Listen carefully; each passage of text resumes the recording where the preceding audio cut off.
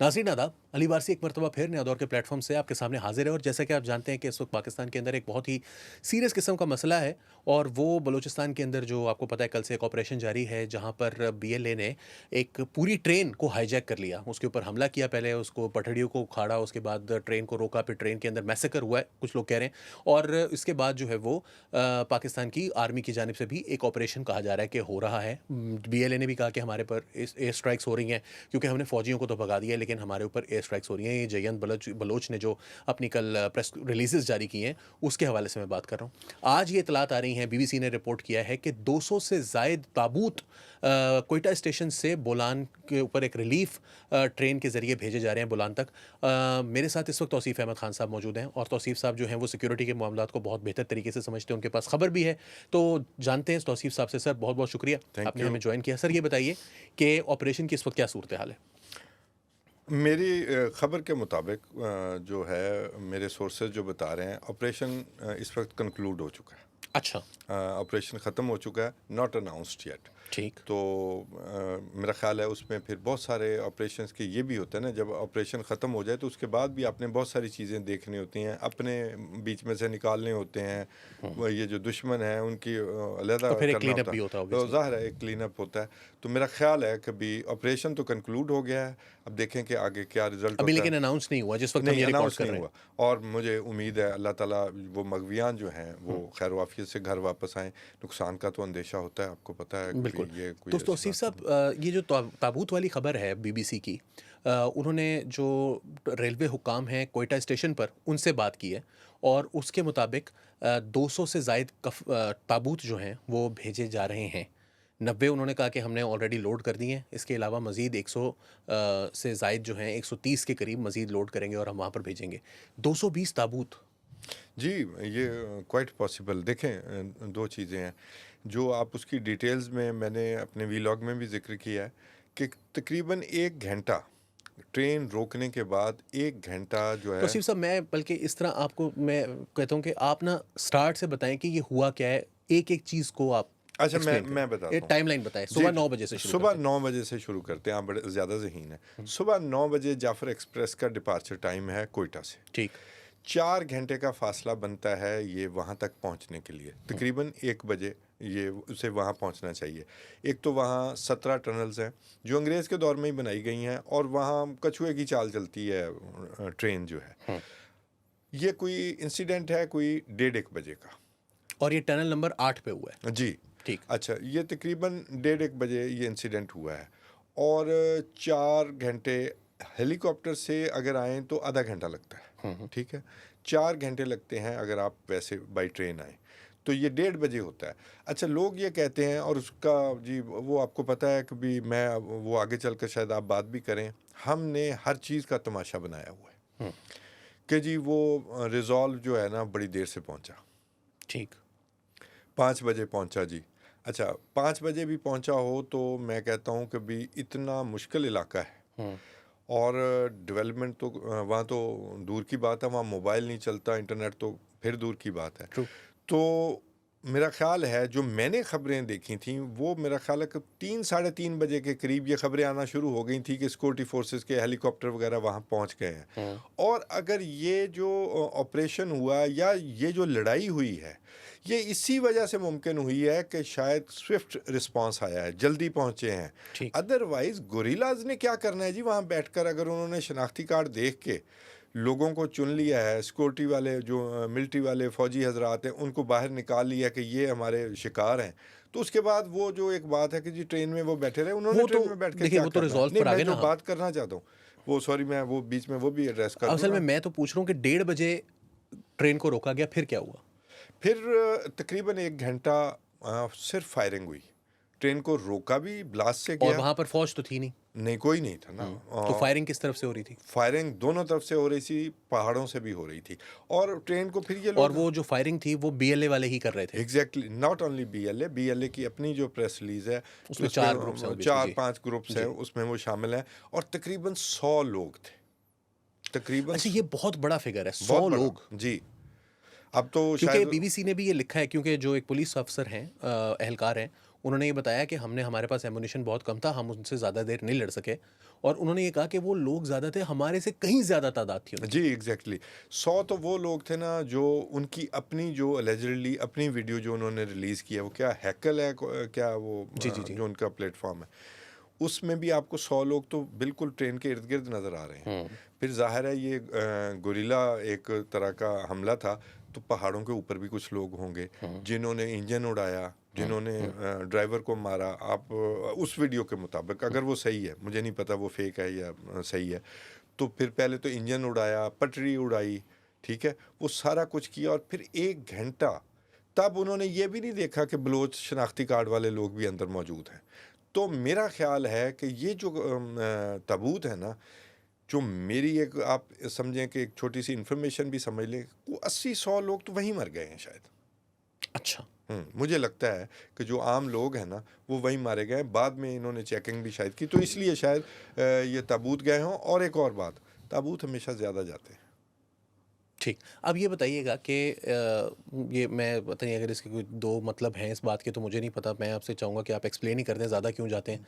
इसकी क्या वजह होती है? कोई पता नहीं होता जी। ठीक। आप रात के अंधेरे में लड़ रहे हैं, हुँ, आप दिन में लड़ रहे हैं, आप एक बाकायदा फ़ौज के साथ नहीं लड़ रहे, हुँ, आप एक तरह के भूत के साथ लड़ रहे हैं। हुँ, और उन्होंने आपके जो है ना वो हॉस्टेजेस जो हैं, वो अपने सामने रखे हुए हैं।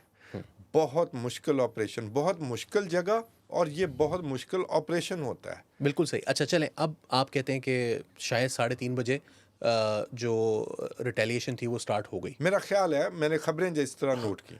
और कुछ लोगों का ख़्याल है कि शायद 5 बजे स्टार्ट हुई हुँ, और अगर लड़ाई हुई है तो इसका मतलब है कि फ़ौरन उनको एंगेज किया गया क्योंकि अगर एग्ज़ैक्टली। लेट हो जाता तो इतनी देर में वो वो निकल कहीं के जाते कहीं वहाँ से। निकल जाते। लेकिन अब सूरत-ए-हाल ये है कि अगर इसको 2 दिन हो गए हैं, मेरा तो नहीं ख़्याल कि अब लोग बोगियों के अंदर तो नहीं बैठे हुए। मेरा नहीं ख़्याल। तो अगर बोगियों के अंदर नहीं है और लड़ाई हो रही है तो ये कहाँ हो रही है? बोलान पहाड़ पे। बोलान पहाड़ पर हो रही है। जी। और वहाँ उनकी पर क्या हो रहा है? कमीनगाहें भी वहाँ पर हैं। और मेरी जो अकॉर्डिंग टू माई इन्फॉर्मेशन, हमारे एसएसजी कमांडोज़ जो हैं, वो इनकी कमीनगाहों में एंटर हो चुके थे 2-3 घंटे पहले। हुँ, अब जो मैं आपको कह रहा हूँ कि कंक्लूड हो चुका है, तो 2-3 नहीं बल्कि 4 घंटे पहले हुँ, उन्होंने अपना जो कमांडो का तरीका होता है अटैक करने का, हुँ। वो मेरा ख़्याल है कि इन तक पहुँच गए थे। वो जो इनको फॉलो किया गया थ्रू वो क्या कहते हैं ड्रोन्स और जिस तरह भी, वो मेरा ख़्याल है कि भी वो हमारी एफ़र्ट जो है वो किसी हद तक कामयाब रही है। ठीक। अच्छा अब अगले स्टेप पर आते हैं। तौसीफ़ साहब ये वाक़या जो है वो कल 9 बजे से डेढ़ बजे तक तो चलें आपको समझ में नहीं आता। 9 बजे से पहले इस ट्रेन के अंदर 100 से ज़ायद, अब वो कितने हैं 100 से ज़ायद? वो 199 हैं या 101 हैं? मैं इसको एक ऐसा फ़िगर ले लेता हूँ कि यार अच्छा 450 की टोटल गाड़ी है, तो उसमें आप कह लें जी सवा 100, 100 हुँ। से ज़्यादा है अगर, तो सवा 100 के करीब जो है वो फ़ौजी अफ़सरान हैं। सवा 100 फ़ौजी अफ़सरान एक दफ़ा में, जबकि इस ट्रेन के ऊपर मुतअद्दिद हमले पहले भी हो चुके हैं। हमारे एहलकार इसमें पहले हमले में जा चुके हैं, बल्कि जो ड्राइवर मारा गया है, इस ड्राइवर पर भी पहले हमला हो चुका है। जी। जब ये असिस्टेंट ड्राइवर के तौर पर 2006-7 में ये जाफ़र एक्सप्रेस कोई चलाया था, उस वक़्त भी रॉकेट लॉन्चरों से हमला हुआ है इनके ऊपर। तो आज भी वो ड्राइवर जो है वो मरता है, तो ये आखिर इतनी बड़ी इनको नहीं पता कि हम अपना सवा सौ फ़ौजी एक क्या कहते हैं खूनख्वार दरिंदों के मुँह में भेज रहे हैं हम? अच्छा, मैं ये कहता हूँ कि कुछ लोगों की ना कुर्बानी अब देनी पड़ेगी। हुँ, बहुत बड़ी कोताही है, बिल्कुल। और हमने चीज़ें फॉर ग्रांटेड ली हुई हैं या ली हुई थीं। उसकी पहली वजह कि जी पहले वो रॉकेट मारते थे, कोई पटरी उखाड़ने की कोशिश करते थे, तो उसको उसी तरह ही डील किया जाता था कि बस इतना करते हैं। हुँ, ये नहीं देख रहे कि भी आप बातों में तो कहते हैं कि उनके यहाँ सोफिस्टिकेशन आ रही है, वो खुद कुछ तक आ गए हैं, उनकी तालिबान से भी हुँ, कोलैबोरेशन हो गई है, उनके पास जो हमलों की आप उनके हमलों की नौइयत बदलती हुई खुद देख रहे हैं। बिल्कुल। लेकिन बोलान जो सबसे मुश्किल एरिया है, हुँ, जो बड़ा आसान टारगेट है, और वहाँ से फ़ौजी मुलाजमीन वो अपनी छुट्टियों पर जा रहे हैं, हुँ, उसके लिए 2 चीज़ें हैं। ना सिर्फ ये कि फॉर ग्रांटेड कि भी वही एक बनी होती है ना कि भी एक चीज़ एसओपी हुँ, कि 5-7 जो है ना वो बंदूकों वाले साथ बिठा दें और वो रॉकेट लॉन्चर ही मारेंगे, हुँ, या वो चलती गाड़ी पे फायरिंग करके निकल जाएँगे। हुँ, इस दफ़ा ऐसे नहीं हुआ। ये कोताही है, हुँ, ये मुजरमाना कोताही है। हुँ, इतने लोग अगर जा रहे हैं, चाहे कोई जा रहा हो, फौजी ना भी जा रहे होते, अगर वहाँ पर हमला होता है, वहाँ शनाख्ती कार्ड सबसे गंदा फेल, शनाख्ती कार्ड देख के कि जी वो पंजाबी को मारना है या सिंधी को मारना है और बलोच को नहीं मारना, ये एक मैसेज अपनी पब्लिक को अपने साथ लगाने के लिए, वरना माफ़ी किसी की नहीं होती। वो मौलवी बजिंजो जो हैं जेयूआई के, वो बलोची थे, जी। उनको जो कत्ल किया गया।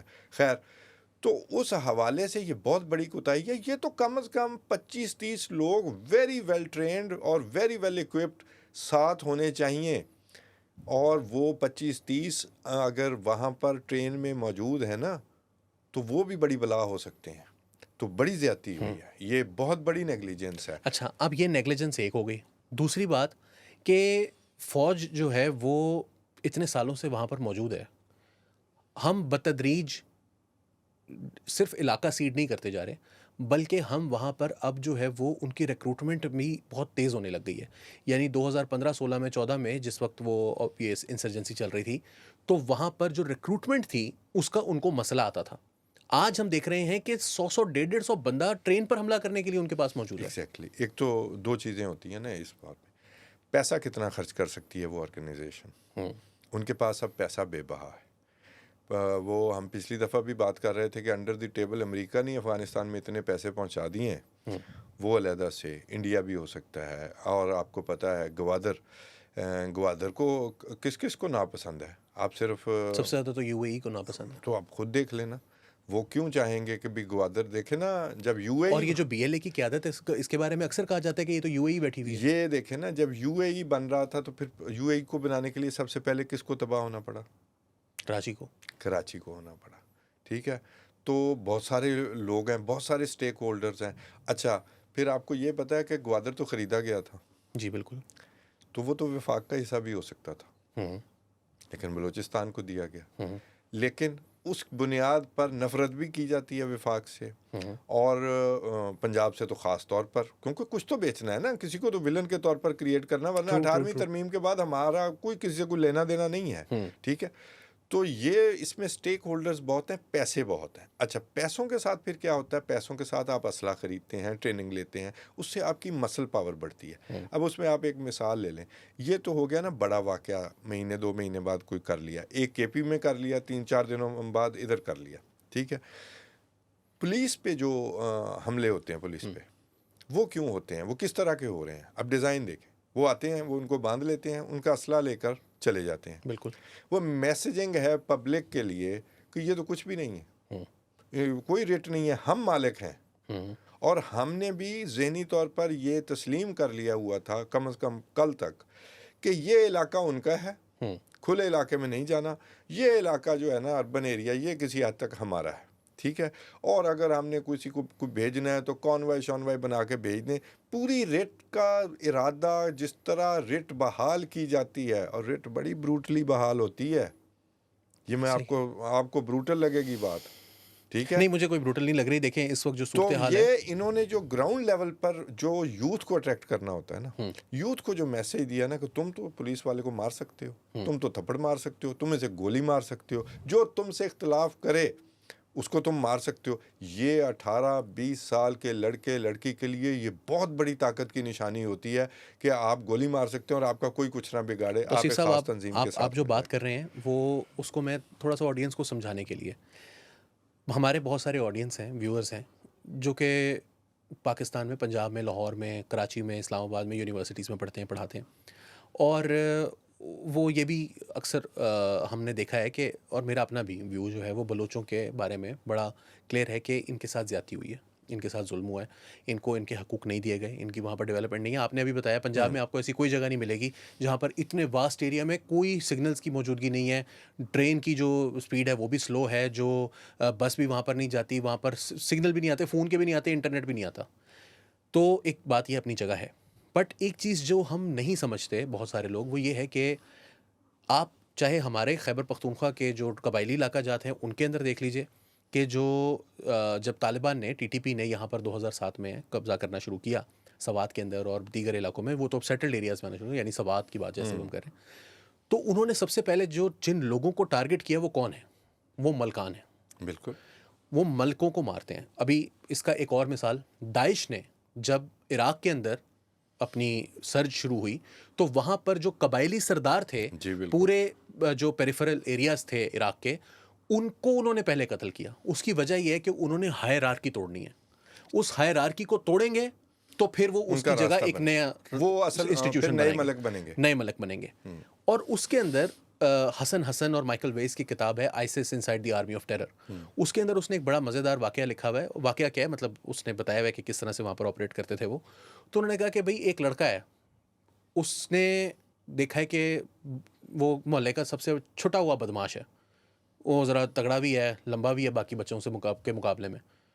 उसके हाथ में उन्होंने बंदूक पकड़ा दी है, ठीक है। वो पहले करता था चोरी चकारी या किसी को ऐसी चपेटे चपेटे करा दी, लड़की को छेड़ लिया। उसको कहा तुम आज से पुलिस वाले हो, तुमने यहाँ पर अमनो अमान कायम करना है। तो वो कहता है मैं तो चौड़ा हो गया। जिन लोगों के पैसे पूसे लेने वाले होते हैं, जो स्टेट का हमारी सिस्टम्स होते हैं, इराक के अंदर भी, हमारे जैसे मुल्कों के अंदर ऐसे ही होता है कि भाई वो एक बंदे ने पैसे लेने थे, दूसरे ने देने थे। सबसे ज़्यादा जो लोगों के तनाज़ात होते हैं वो पैसों के, ज़मीनों के मामले पर ही होते हैं। तो उसकी वजह वो मिल नहीं रहे, तो वो कहता है यार इधर, वो पूरा वाक़या सुना, अपनी अदालत लगाई, कहा 3 घंटे के अंदर अंदर ये 20 लाख रुपया ला के यहाँ पर रखो, नहीं तो तुम्हारा बच्चा नहीं वापस करेंगे, तुम्हें मार देंगे जो भी। और उसको 20 लाख रुपया, और वो मसला रिजॉल्व हो गया। तो जो स्टेट के इंस्टीट्यूशंस होते हैं उनको ख़त्म करना है। यहाँ पर राइट्स वाला मामला पीछे चला जाता है। नहीं, यहाँ पर तो बिल्कुल। सिर्फ असल जो बात हो गई वो ये हो गई कि ताकत किसके पास है। ताकत की डायनामिक्स बिल्कुल मुख्तलिफ होती बिल्कुल हैं। ठीक। और ये जो हमारी बातें हैं राइट्स के हवाले से, ये फिर एक बैकड्रॉप में चले, वो पीछे मौजूद हैं, उनका इनकार मुमकिन नहीं है। डेमोक्रेसी की, मतलब हमें पता है बिल्कुल सबको ठीक। कि वहाँ पर जो लोग इलेक्शन जीतते हैं वो 250 उनको वोटों से इलेक्शन वजीर लड़ने, आला बन जाता उनको है एक वजीर आला बंदा, बना देते हैं। और वो 24 घंटे नशे में रहता था। ये हमने डेमोक्रेसी के नाम पर वहां पर किया हुआ है। बिल्कुल ये किया अपनी हुआ। गलती पहले माननी तो ये चाहिए। जो हमने सब कुछ कर रखा है, इसके मुताबिक तो होना, शायद ये जो कुछ हो रहा है वो दुरुस्त हो रहा है, मगर अब इसका हल क्या है? अच्छा, पहली बात वो राइट्स वाली बात जो है ना, राइट्स वाली बात आपने बिल्कुल ठीक मेंशन की। राइट्स तो कहीं पीछे ही छोड़ दिए गए हैं। अब बात आ गई है, देखें कोई राइट्स वाला हो ना, आप बलोच हैं भाई हैं, आप राइट्स चाहे नाजायज़ मांगें, मैं कहूँगा यार साथ बिठाएं तो सही। जो नाजायज़ होंगे वो जिरगा करके समझा लेंगे कि यार ये 2 बातें तो आपकी बिल्कुल गलत हैं, ये तो नामुमकिन चीज़ें हैं, ये नहीं हो सकती, बाकी चीज़ें आपकी हैं, आप ले जाएं। राइट्स तो कोई मांग ही नहीं रहा जी, आपसे मांगी जा रही है आज़ादी। अच्छा, यकीन करें हम जैसे लोग हैं ना, वो कहते हैं कि चलो ज़ुबानी आज़ादी मांग रहे हैं ना, तो यार ये आवाज़ उठाना भी इनकी चले इनका हक क्या है। जी? आप बंदूक की नोक पर आज़ादी मांग रहे हैं। आप आज़ादी आप वहाँ चाहते हैं, और उसके लिए आपने विलन क्रिएट किया हुआ पंजाबी को या फौज को, या 3-4 विलन है ना, तो गोली मारकर आप आज़ादी मांग रहे हैं। तो फिर कोई स्टेट नहीं कायम रह सकती अगर वो अपना रिजॉल्व नहीं देगी। और नहीं देने का मतलब आपने देख लिया। आपने कभी एक हमारा तमाशा कल से लगा हुआ है, हमने खबरों पर पाबंदी लगाई, ठीक है, तो हमारे यहाँ अफवाहों का बाजार गर्म हुआ, 30 मर गए, फलाने हो गए, ये हो गया, ढिमका हो गया, आपने पढ़ा। बिल्कुल। वो दुनिया में, पूरी दुनिया में ये हेडलाइन के तौर पर ये स्टोरी चली। वो जो मिलिटेंट्स हैं उन्होंने ये स्टोरी चलवाई, उनकी ये भी प्लानिंग पूरी मौजूद थी। और हमारे पास आज तक वो 50 का सिलेबस है, बंद कर दो, छुपा दो। इंडियन तो मीडिया पूरा इंडियन उनके मीडिया जेब में है। उनकी जेब में है, और किस तरह उन्होंने जनाब बनाया। और फिर अगली बात भी सुन लें, पाकिस्तान के अंदर, सॉरी टू से, पीटीआई का सियासी मसला हो सकता है। जो कुछ पीटीआई ने किया है और जिस तरह उन्होंने ये साबित करने की कोशिश की कि ये ठीक हुआ है, मेरे साथ तो व्हाट्सएप ग्रुप्स में भी ये कन्वर्सेशन हुई है, मैं हैरान हुआ हूँ।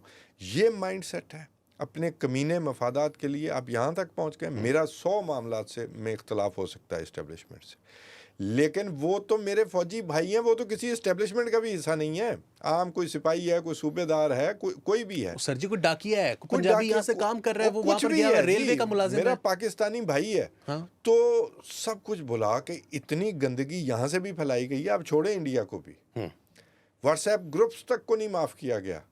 तौसीफ साहब उनको छोड़ दें, लोगों को ये आइडिया नहीं है कि ये पाकिस्तान टूटा ना, तो इसके टूटने से अगले दौर जो भी होगा, इंडिया का कब्जा होना है यहाँ पर, कोई छोटा सा हिस्सा या रह जाना, balkanization होनी है। बैल्कनाइजेशन होनी है, वो जो प्रोसेस होगा ना, उसमें ये नस्ल ख़त्म हो जाएगी, बिल्कुल ख़त्म हो अगली भी ख़त्म हो ईंधन जाएगी, बनेंगी। हमारे बच्चे भी ख़त्म हो हाँ जाएंगे। इनको ये आइडिया नहीं है और उससे आगे की क्यों सोचे बैठे हैं ये, इनके बारे में इनके नहीं, दिमाग वो काम नहीं इनका करते। वो तो एको चैम्बर में रहते हैं, उनका विज़न वहाँ तक है भी नहीं, नहीं है। ये सोचना चाहिए ना, इंसान को सोचना चाहिए ना कि मैं क्या बकवास कर रहा हूँ, मेरे मुंह से जो निकल रहा है एग्ज़ैक्टली। उसके नताइज क्या, उसके कॉन्सिक्वेंसेस क्या होंगे, उसके रेपरकशंस क्या हैं, उसके जहतें क्या हैं, मेरे जो जो नज़रिया मैं इस्तेमाल, अपने आप को भी बाशऊर सियासी कारकुनान कहते हैं।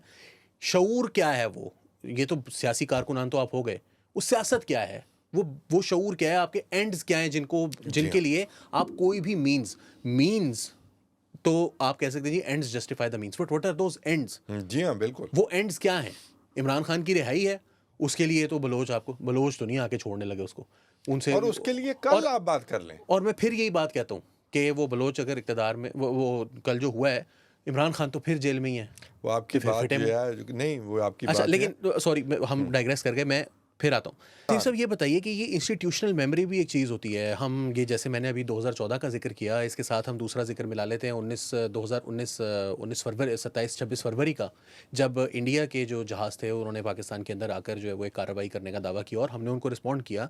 तो इंडियन लोगों ने बैठकर, उनके एनालिस्ट ने ये कहा कि पाकिस्तान ने हमें, ISPR ने अपनी जो कम्युनिकेशंस पॉलिसी थी उसने हमें मीडिया पर शिकस्त दी है।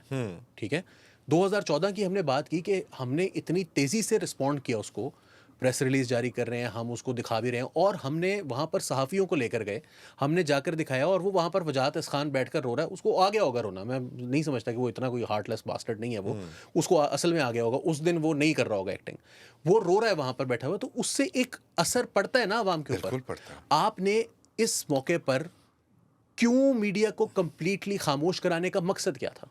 मेरी तो बिल्कुल समझ में नहीं आया। ये एक नालायक पॉलिसी है, ये आपको कभी भी सर्व नहीं करेगी और ये 2025 है।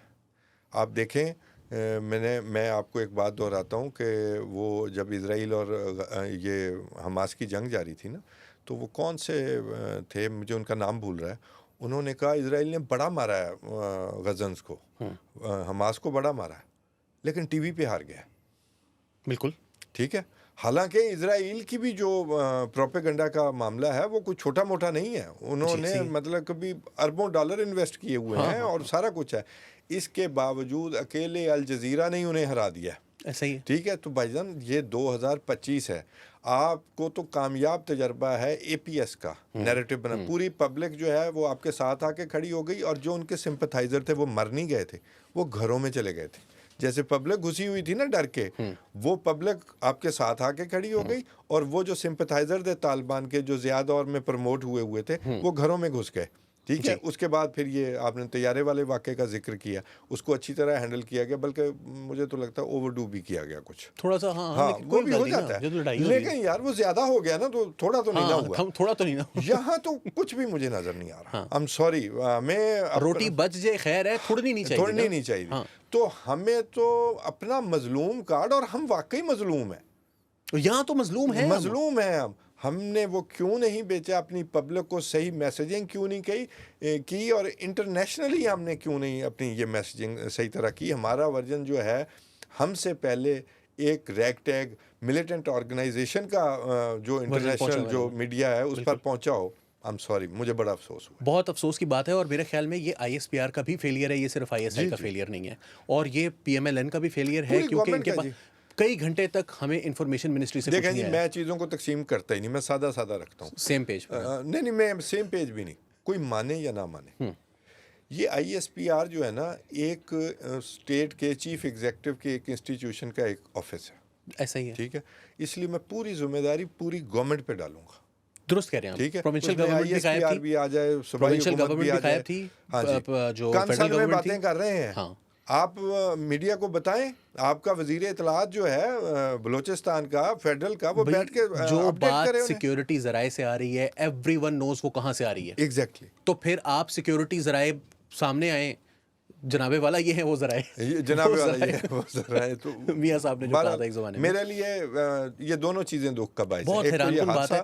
और मेरे ख्याल में मैं फिर आखिर में यही कहूँगा कि अगर इस लड़ाई को जीतना है तो फिर आपको APS पेशावर की तरह के ना सिर्फ मिलिटरीली बल्कि मीडिया और कम्युनिकेशंस के महाज पर भी उसी ब्लिट्स की तरफ के एग्जैक्टली साथ देखें जाना जी, पड़ेगा जिस तरह आप तब गए थे, वरना ये आप हार गए। हार्ड पावर और सॉफ्ट पावर ये साथ चलेंगी वरना ये नहीं। साथ चलती हैं तो आप कोई ऑपरेशन किसी काम में कामयाब होते हैं। ट्रू। आप सॉफ्ट पावर सिर्फ यूज़ करते हैं तो आप मज़ीद सॉफ्ट होते हैं, आपको कच्चा खा जाएंगे। ठीक और है। हम कच्चे खाए जा रहे और हैं। अगर हम सिर्फ हार्ड पावर यूज़ करेंगे तो हम ब्रूटल नज़र आएंगे, जालिम नज़र आएंगे और उससे रेडिकलाइजेशन बढ़ेगी। फैसला आपका है जी, आप जिस तरफ जाना फैसला चाहते आपका करें। है। और वक्त कम है, वरना हम ये भी पूछते, मेरा ख्याल है कि अभी तक इसके हवाले से कोई प्रॉपर मीटिंग नहीं हुई है, कोई कोर कमांडर्स कॉन्फ्रेंस नहीं हुई है, अभी तक इस तरह की कोई इतला नहीं है कि तमाम जर्नैल जो हैं वो सर जोड़कर बैठ गए हों। मेरा ख्याल है उसके लिए थोड़ा अर्ली भी है, क्योंकि अभी ऑपरेशन जो है वो तौसीफ साहब ने इसी प्रोग्राम के अंदर जैसा कि आपको बताया कि खबर दी है कि ऑपरेशन ख़त्म हो चुका है, इस वक्त अभी अनाउंस नहीं हुआ, लेकिन अभी हम एक प्रोसेस के अंदर हैं, हमारे ज़राए के हमारे मुताबिक ज़राए के मुताबिक। लेकिन अभी हम एक प्रोसेस के अंदर हैं, मगर कल मैक्सिमम परसों इस हफ्ते के अंदर अंदर कोई फैसला करें और अगले 1.5 महीने के अंदर अंदर उन फैसलों के ऊपर अमल बल्कि मैं दरामद करें। एक बात कहना चाहता हूँ, जल्दी कर दीजिए। अगर हमने कोई जीतना है और अपना ये जो जो कुछ बलूचिस्तान में हमारे साथ हो रहा है, तो बहुत ब्रूटल ऑपरेशन लेकिन प्रीसाइज, ये नहीं कि भी बेगुनाह लोग मरें। अपने इंटेलिजेंस बेस्ड बहुत ब्रूटल और इंतहाई फास्ट मोड पे आप करके इससे छुटकारा पाएं। ये इतनी बड़ी थ्रेट नहीं है, हमने खुद अपने सर पर बहुत ज़्यादा चढ़ा दिया। बिल्कुल, मैं आपसे इत्तेफाक करता हूँ। और ब्रुटैलिटी से अफगानिस्तान ज़्यादा, जाना पड़े तब भी जाएं। बिल्कुल ब्रुटैलिटी से ज़्यादा यहाँ पर जो पेस है वो मैटर एग्जैक्टली करती है। अब ये कितनी देर में होता है, कितनी देर में नहीं होता, हम तो सिर्फ मशवरा ही दे सकते हैं यहाँ बैठकर। हमारे कुछ लोग हैं जो कहते हैं कि तुम सिविलियंस क्या जानो कि जंगें कैसे होती हैं, तो उनकी मर्ज़ी है, लेकिन हम तो यही समझते हैं कि इसको फौरी तौर पर हल करना पड़ेगा। तौसीफ साहब, बहुत बहुत शुक्रिया। Thank you. नाज़रीन, आपका भी शुक्रिया। अगर आपको वीडियो पसंद आई हो तो लाइक और शेयर कीजिए, और अगर आपको अपने चैनल को अभी तक सब्सक्राइब नहीं किया तो सब्सक्राइब कर लीजिए। अली वारसी को नया दौर के प्लेटफॉर्म से फ़िलहाल के लिए इजाज़त दीजिए। आदाब।